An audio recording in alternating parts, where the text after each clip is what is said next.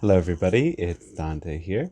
Welcome to this video, and I'm going to share about this full moon that's coming up on June 3rd.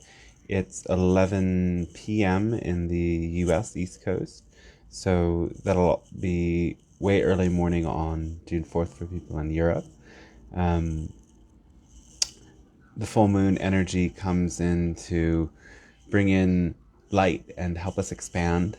And it's a much more auspicious time where we can see things coming to light and reap the harvest of this cycle, as well as let go of what isn't coming into us as we move into this waning phase of the moon, where the moon slowly gets smaller. It's kind of like we're releasing energy and detoxing over this period, and it can be a heavier period. So we fill up with this beautiful light and come to a point of realization, and then the energy shifts again.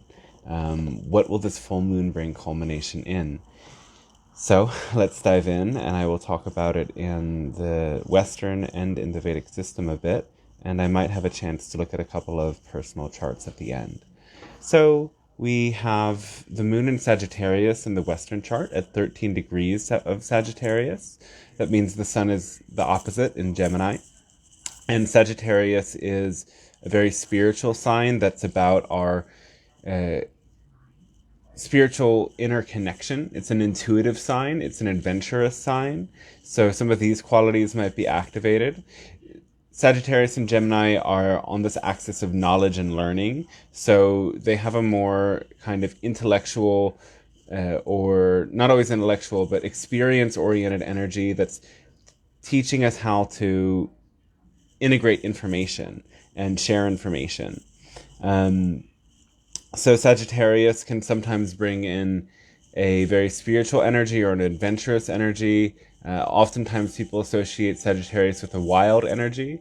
I don't always see that, but definitely philosophical and inquisitive and asking big questions can be something that comes up, reinstating a spiritual path. Though also we see this asteroid Juno coming in, and asteroids bring a subtle effect connected with their archetype. And Juno is the wife of Zeus. So this is an archetype about commitment and relationships. So there can be some relationship stuff that gets activated around this moon. And it's with Juno is in 19 Gemini, so 6 degrees from the sun.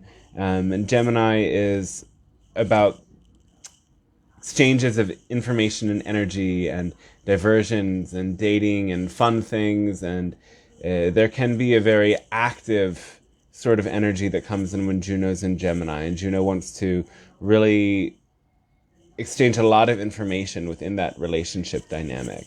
So some of this might become active.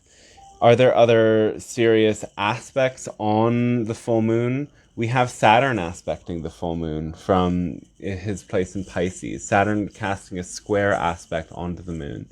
And Saturn's aspect on the moon is creating a kind of serious quality. Saturn is the one who makes us repent and work hard and see our karma and the results of our actions. So when Saturn aspects the full moon, we might be looking at how we are karmically reaping what we're sowing. We might be more introspective than on another sort of moon.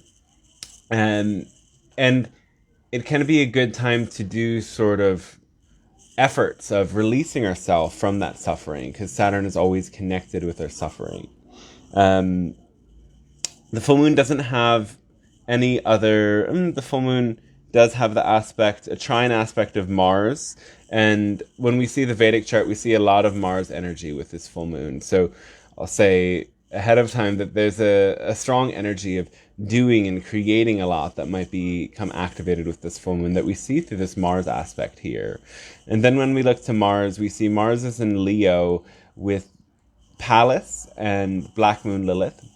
Black Moon Lilith is an invisible point connected with the moon's orbit that is about this sort of wild shadow feminine that is within. And the Pallas is about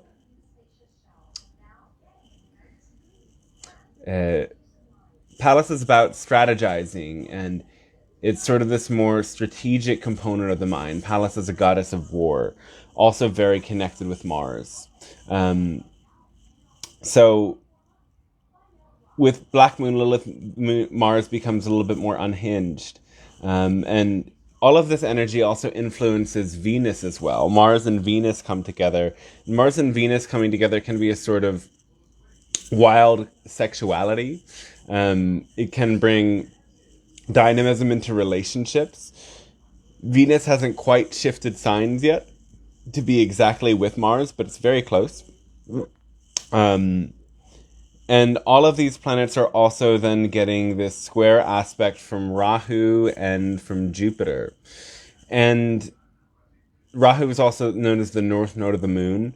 So Mars is in that square to Rahu, and a square to Rahu is kind of putting something in almost a blind spot. The north node and south node represent represents fate. So it's this desire that leads us on to the path, making certain choices. And when a planet is kind of sandwiched between the nodes, it can manifest as this skipped step or something that's like a blind spot that we're not getting to. So Mars is at this time, Mars representing our will and our drive, is in that blind spot. And in some days, Venus moves into that place between the nodes that can make a bit of tension for that energy. Meanwhile, Jupiter is directly conjunct Rahu, and in terms of, can move already a bit into the Vedic interpretation of Jupiter and Rahu together, is that Rahu obscures, and Jupiter is the teacher, it's the purity, it's the inner wisdom. So there's some sort of an obfuscation to seeing things as clearly that happens when these planets come together. And positive sides of this can be sort of Rahu, our north node, thinks outside of the box and does things its own way and has a very rebellious spirit that can break from the negative old traditions. But also this can manifest as Rahu can be disregard or disrespect. Jupiter can represent life or life force. So there can be some sort of going against the way of light that happens when Jupiter and Rahu can come together. And so this could be a time generally now of intensity coming up, or some levels of unfairness, or things of this nature.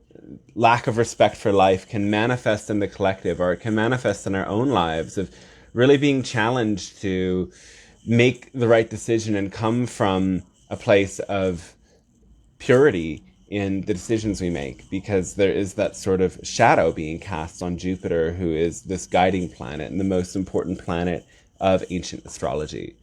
And simultaneously, we've got in that same sign where Jupiter and the North Node are at in Taurus, we have Mercury and Uranus together. And Uranus is this sudden surprises, shocks, discovery, insight, expansion, evolution.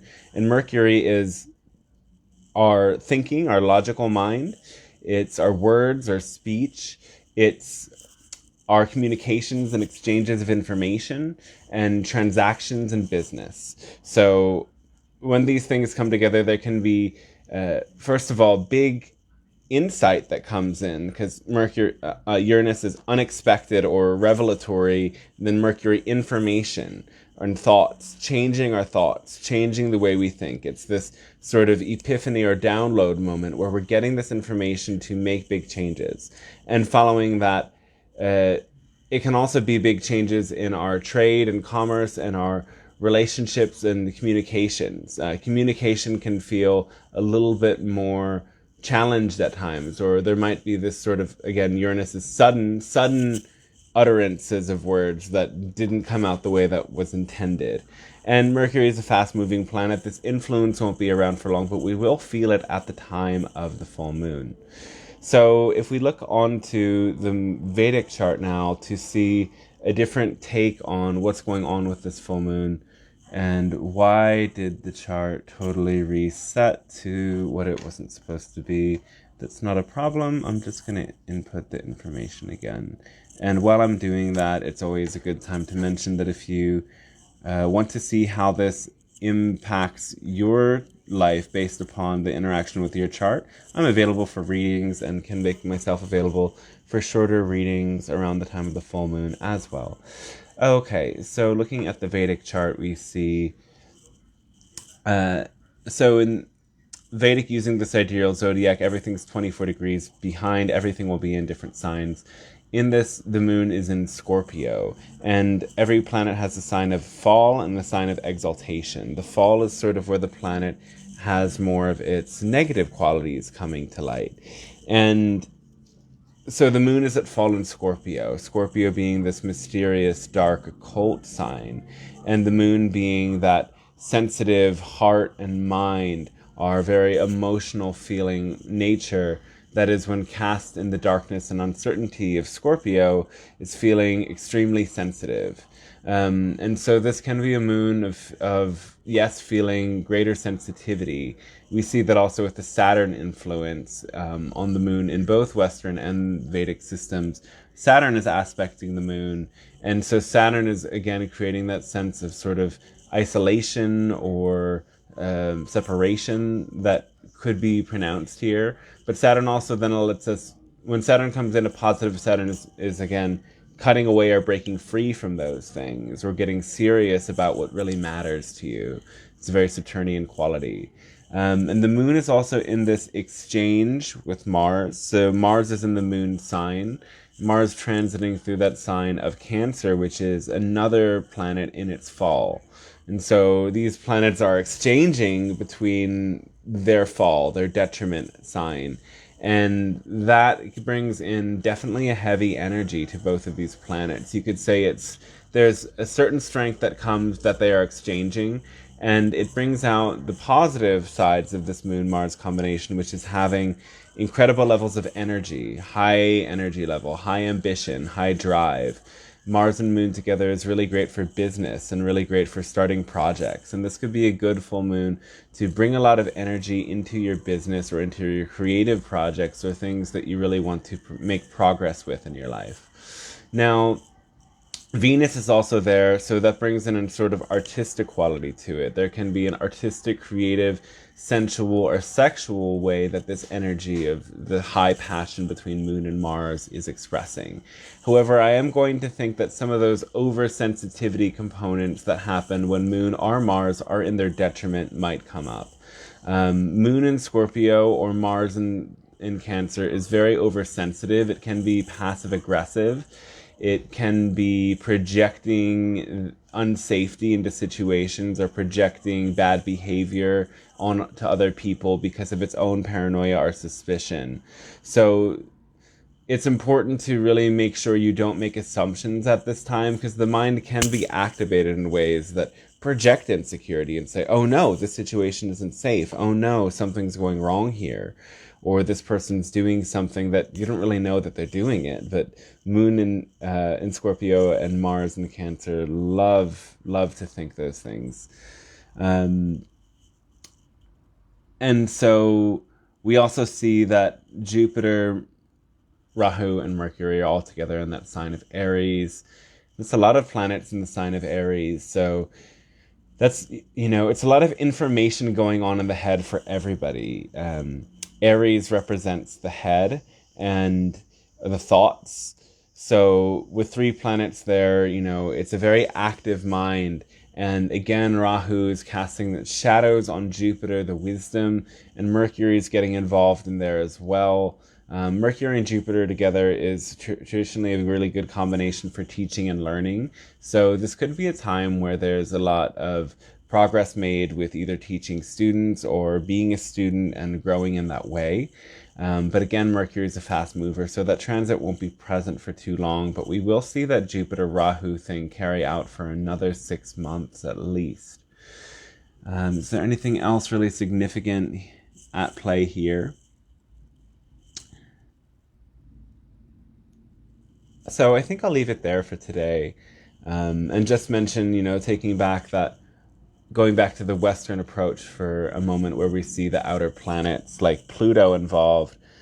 Pluto is in this epic square with Haumea, a planet, a fertility planet that's also connected to the evolution of consciousness, and Eris, the goddess of discord. So there's these three outer planets that affect humanity at a very spiritual level for quite some time, going at the sort of T-square energy that is really about stirring things up to the surface. And it's, in a sense, a way of birthing humanity anew through looking at, again, Eris, who's always connected with injustices and breaking through the patterns of injustice. So this is the bigger cycle that our planet's at karmically.